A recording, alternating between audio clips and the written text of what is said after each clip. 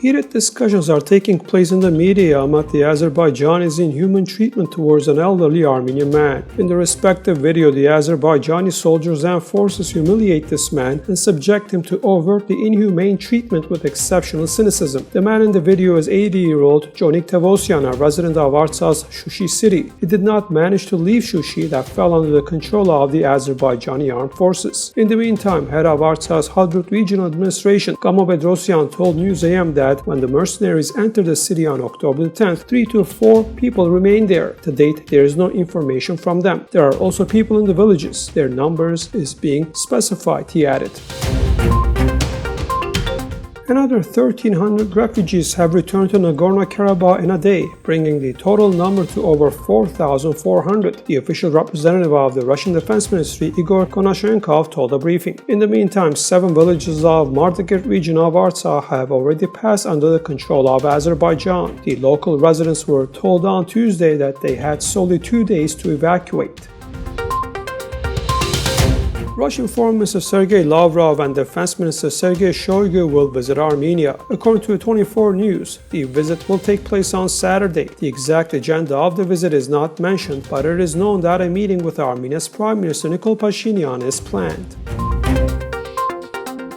Dismissals among ministers are taking place in Armenia amid the recent developments and particularly following the Artsakh peace deal signed by Prime Minister Nikol Pashinyan. The truce calls for the deployment of almost 2,000 Russian peacekeepers to the conflict zone, where Azerbaijan will receive significant territorial concessions from Artsakh, including the strategically important city of Shushi. Thus, David Tonoyan has been relieved of the post of defense minister, while based on Prime Minister Pashinyan's proposal, Bagarshak Harutyunyan has replaced him. By another decree of Armenia's President Armen Sarkisyan, Felix Solakyan has been relieved of the post of Minister of Emergency Situations. And by another presidential decree, and based on Prime Minister Nikol Pashinyan's proposal, Antranik Piloyan has replaced him. And Prime Minister Pashinyan's public advisor, Mesrop Arakelian, has replaced Zariu Batoyan as Minister of Labor and Social Affairs. Meanwhile, Analytic.am reported that Araik Harutyunyan has submitted his resignation as the Minister of Education, Science, Culture and Sports. Armenian ex-President Serge Sarkisyan's wife, Rita Sarkisyan, has died. She was fighting against COVID-19.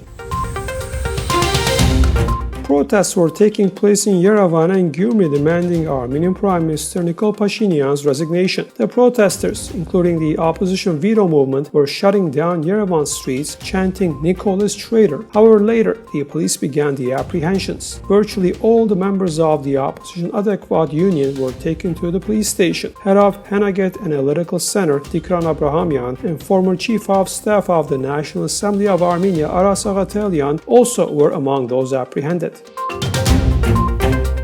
The American dollar's exchange rate against the Armenian dram has comprised 503.22 drams for $1 in Armenia on Friday. This is up by 2.40 drams from Thursday, according to the official website of the Central Bank of Armenia. System of a Down's 2 new songs dedicated to Artsakh have topped the Billboard's hard rock chart.